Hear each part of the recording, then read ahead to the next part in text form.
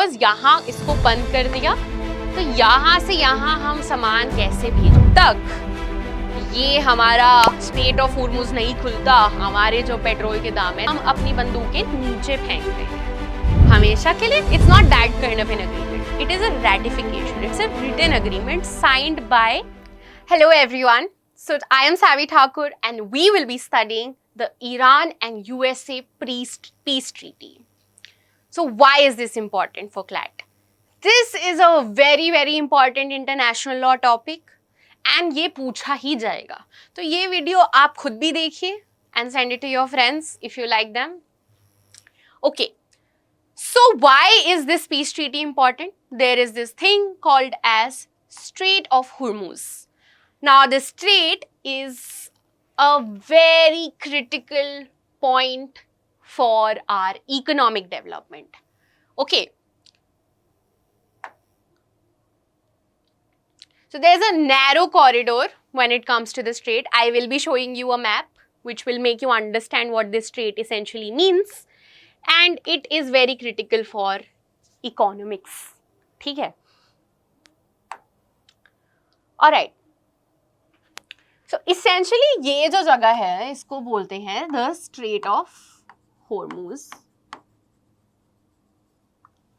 ये Persian gulf है और ये हमारा ओमान का गल्फ है, राइट? ये इन दो जगह को कनेक्ट कर रहा है. This is basically a choke point.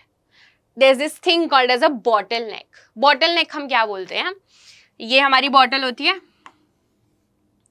अगर मैं यहाँ से रोक दूं तो ये जो पानी है ये कभी एस्केप नहीं कर पाएगा. This is called as a bottleneck. Which also, like let's say your computer goes awry or your computer has problems, so we can say that the motherboard has bottlenecked and अब वो ठीक नहीं हो पा रहा है. तो वैसे ही हमारा जो Strait of Hormuz है, that is currently in a chokehold because यहाँ इसको बंद कर दिया तो यहाँ से यहाँ हम सामान कैसे भेजेंगे? That is the question. So this is the Persian Gulf and it is the Gulf of Oman. इन दोनों को ये कनेक्ट कर रहा है. ये एक नैरो कॉरिडोर है 21 से 24 नॉटिकल माइल्स का. हमारे पास मैरीटाइम लेन्स हैं which is a 2-lane highway जो इनबाउंड और आउटबाउंड ट्रैफिक को कंट्रोल करती है. इनबाउंड मतलब आना, आउटबाउंड मतलब जाना. And they have a 2 miles and buffer zone basically. पर अगर ये जो हमारा हॉर्मुज है इसको हमने चोक कर दिया, इसको बंद कर दिया, तो ना इनबाउंड होगा ना आउटबाउंड होगा. Both of the things are not possible. Okay, so why do we as a world care about it, right? It's just a place. Even if you put choke hold on it, how does it matter? हमारा जितना भी petroleum है यहीं से आता है. 1/3 of the world's petroleum comes through the Strait of Hormuz, which is amounting to 20 to 21% of the global petroleum liquids. So this is the reason why petrol के दाम इतने ज़्यादा बढ़ चुके हैं. Let me explain this with a simple economic concept. If you guys are studying humanities, you will understand. ठीक है? There's this thing called demand. Then there is supply. Okay. Now demand and supply have a inverse relationship. मतलब हमारा supply नीचे गया, अब अगर मैंने petroleum आने ही नहीं दिया तो सप्लाई तो नीचे जाएगा ना. तो सप्लाई नीचे गया तो जो डिमांड है वो ऊपर जाएगी. और डिमांड का जो रिलेशनशिप है विद प्राइस वो इनवर्स नहीं है. That is a direct relationship. इसका मतलब प्राइस भी ऊपर जाएगा. तो जब तक ये हमारा स्टेट ऑफ होर्मुज नहीं खुलता, हमारे जो पेट्रोल के दाम है they will go up and it's going to be a very difficult time because petroleum is one of the most important energy resources for different countries, right? So we have petroleum economies like Iraq, Kuwait, Iran, and this is the only maritime exit to the Indian Ocean. तो essentially ये India के लिए बहुत important है क्योंकि यहीं से आता है सारा का सारा petroleum. So this blockade global logistics को कंप्लीटली फ्रैक्चर कर देता है एंड सप्लाई चेन्स को भी वर्ल्ड वाइड अफेक्ट करता है. नाउ वी विल, अब हमारे को प्रॉब्लम समझ आ गया, there is a conflict, there is always gonna be a resolution to a conflict. That is something you should always remember with law. A resolution is very important. ये जो है पाकिस्तान करा रहा है डीएस्केलेशन. क्यों करा रहा है? इंडियन ओशन में नहीं आएगा तो पाकिस्तान के पास कैसे आएगा, right? So there is a reason behind it. Okay, so now we are talking about the timeline. Date याद करने की जरूरत नहीं है आप लोगों को, but this is just to give you a better understanding. February 28 को हमारा शटडाउन हुआ था स्ट्रेट ऑफ हॉर्मुज. उसके बाद पाकिस्तान ने मीडिएट किया 8th of April को. उन्होंने बोला ठीक है सीज फायर कर देते हैं. सीज फायर क्या होता है? सीज फायर का मतलब होता है हम अपनी बंदूकें नीचे फेंक रहे हैं, हमेशा के लिए नहीं. It's just for it's a temporary solution. Then US Iran virtual framework sign हुआ, ब्लॉक्स लिफ्ट हुए, टोल फ्री नेविगेशन एक्सेस आया, पर ये भी एक परमानेंट सोल्यूशन नहीं है.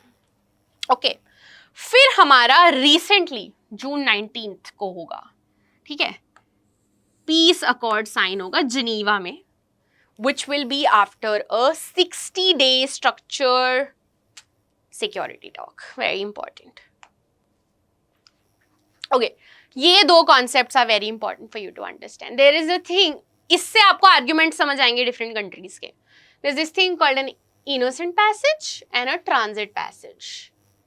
इनोसेंट पैसेज में क्या हम ट्रांजिट का क्या मतलब होता है? इधर से उधर चीजें जा रही हैं, तो क्या हम सस्पेंड कर सकते हैं? इनोसेंट पैसेज में यस, ट्रांजिट पैसेज में नो.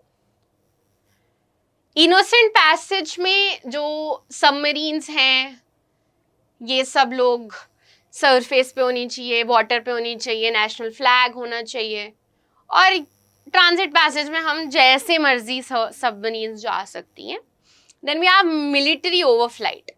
तो military aircraft can not fly without direct consent, and here continuous and rapid overflight is protected. ये सब कुछ आता है यूनक्लॉस के अंदर, जो ट्रीटी है, which was signed on December 10, 1982 in Jamaica, and it entered into force November 16, 1994.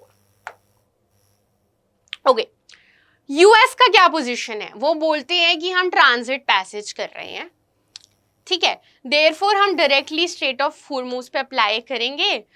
तो यूएस ने ना यूनक्लॉस को रैटिफाई नहीं किया है. रैटिफिकेशन का क्या मतलब होता है? रैटिफिकेशन का सिंपल मतलब ये होता है कि हम एज अ कंट्री अग्री कर रहे हैं कि हम इस चीज़ से अग्री करते हैं. पर ऐसा नहीं है जैसे कि लेट्स से आप मेरी कोई फ्रेंड है, वो बोलती है कि do you want to go out for coffee.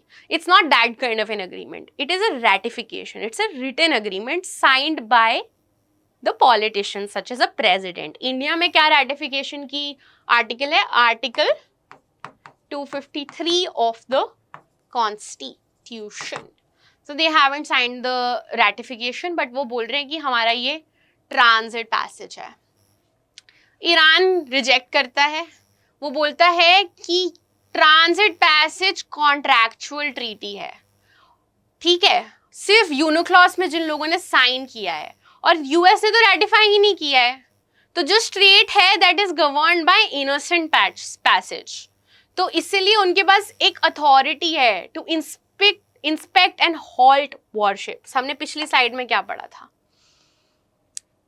Transit passage में can not be blocked, innocent passage में टेम्परली कैन बी ब्लॉक्ड. तो अगर आप लॉजिकली देखो तो जो यूएस की पोजीशन है वो बोल रहे हैं हम ट्रांजिट पैसेज है, पर अगर यूनक्लॉस को साइन नहीं है तो कैसे हैं? तो in my personal opinion I would say कि जो ईरान की पोजीशन है that is a more logical explanation, right? Unless you sign the treaty, you cannot say that we will be, governed by transit. You will be governed by innocent passage. Anyway, they still signed a treaty which is very important for all the nations. Okay. तो हमारा 75 to 80% oil transit यहीं से आता है, जो भी Asia का है. अब इंडिया के लिए ये क्यों इम्पॉर्टेंट है? There's this place thing called Chahabar Port Gateway. तो outside of the Strait of Gulf of Oman, India operates Chahabar to access Central Asia. ठीक है, ये सब कुछ हॉर्मूज के थ्रू होता है. फिर हमारे पास एक कॉन्सेप्ट है कॉल्ड एज ऑपरेशन संकल्प. नेवी वॉरशिप का ये कॉन्सेप्ट है which safeguards Indian flagged merchant shipping through Gulf zones. तो ये सब कुछ तभी हो सकता है अगर स्ट्रेट ऑफ हॉर्मूज खुला रहे. ओके, अब कुछ की टर्म्स हैं जो आपको पता होनी चाहिए. चोक पॉइंट क्या होता है ये मैंने आपको समझा दिया. एक दो जगह हैं, अगर उसके बीच में मैं रास्ता बंद कर दूंगी तो वो चोक हो जाएगा रास्ता. That is choke point. Territorial water क्या होता है? This is important. ये मेरी नेशन है, इंडिया है मान लो. Sorry for the bad drawing. यहाँ से 12 नॉटिकल माइल्स हमारा टेरिटोरियल वाटर होगा. फिर उसके बाद हमारा एक और आता है, एक सेकंड, हाँ, फिर हमारा आता है 12 to 24 आता है हमारा कॉन्टिगुअस जोन. उसके बाद हमारा आता है EEZ which is exclusive economic zone. So जो टेरिटोरियल वाटर है is the belt of coastal waters 12 nautical miles की फ्रॉम द बेस लाइन. और ये जो है it's a maritime zone for 200 nautical miles. यहाँ पे हम रिसोर्स एक्सप्लॉयटेशन करते हैं. इसका क्या मतलब होता है? बेसिकली अगर मैं इंडिया हूँ तो 200 नॉटिकल माइल्स तक मैं फिशिंग कर सकती हूँ, एक्सप्लोरेशन कर सकती हूँ. I can go through the resources and use them. Okay, so now we'll talk about international and constitutional provisions जो ये सब कुछ govern करती है. तो article 2 clause 3 and 2 clause 4 mandates all UN member states to settle disputes by peaceful means. United nation का charter खोल के देखिए, यही बात बार बार अलग अलग तरीकों से बोली गई है. और इंडिया में हमारे पास आर्टिकल 51 है DPSP का. सो जो DPSPs हैं they are not enforceable like fundamental rights. ये हमारे fundamental rights are given in part 3 of the Indian constitution. I would like you guys to comment कि DPSPs कौन से पार्ट में दी गई हैं कॉन्स्टिट्यूशन की.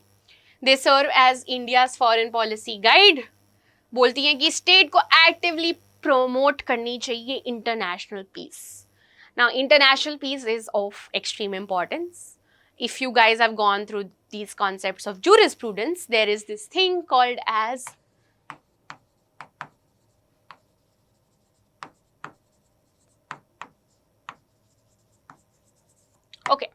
Social contract theory.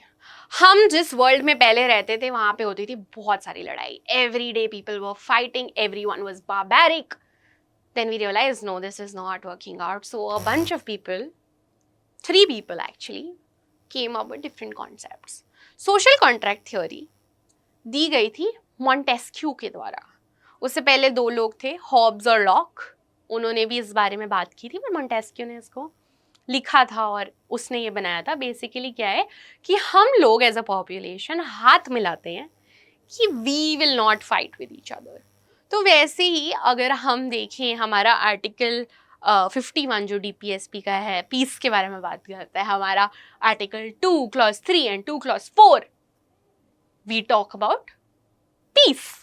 तो ये सब चीज़ें सोशल कॉन्ट्रैक्ट थ्योरी से ही आगे बढ़ाई गई हैं. सो अगर आपको कोई भी क्वेश्चंस चाहिए, उसके आंसर्स चाहिए, इस वीडियो के एंड में कमेंट कीजिएगा. My name is Savi Thakur. This is my Instagram. If you guys want any sort of assistance, आप लोग feel free to text me. Please like, share and subscribe.